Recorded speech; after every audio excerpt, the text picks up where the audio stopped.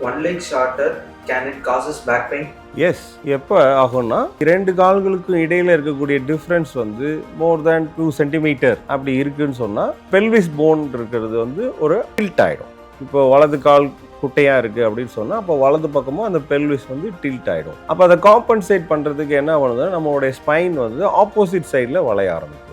So அப்போ அந்த வளைவுத்தன்மை ரொம்ப வருஷமாக இருந்துகிட்டே இருக்கும்போது ஸ்பைனில் டிஸ்கில் உங்களுக்கு சென்டரில் ப்ரெஷர் இறங்குறதுக்கு பதிலாக ஓரமாக இறங்குறதுனால டிஸ்க் கெட்டு போக ஆரம்பிக்குது. ஸோ அதனால் நீங்கள் ரொம்ப பெயின் ஆரம்பிக்கிறதுக்கு முன்னாடியே என்ன பண்ணிடலாம், அந்த ஷார்ட்டராக இருக்கக்கூடிய லெங்குக்கு ஒரு இன்சோல் சப்போர்ட் கொடுத்து ஆர் அந்த ஃபுட் வேற நீங்கள் ஹைட் இன்க்ரீஸ் பண்ணிங்கன்னா ப்ராப்ளி ஒரு பெல்விஸ் கெட் பேலன்ஸ்ட். பட் சில பேருக்கு ரொம்ப ஒரு 4 சென்டிமீட்டர் 5 சென்டிமீட்டர்லாம் ஷார்ட்டாக இருக்கும். ஸோ அப்போ வேறு ஆப்ஷன் இல்லை, நமக்கு சர்ஜிக்கலாக அந்த கால் குறைந்திருக்கிறத நமக்கு நீளமாக்கணும். லிம்போட லென்த்தை அதிகப்படுத்திட்டோம்னா அப்போ பெல்விஸ் வந்து பேலன்ஸ் கிடைக்குது. So that you can avoid a back pain.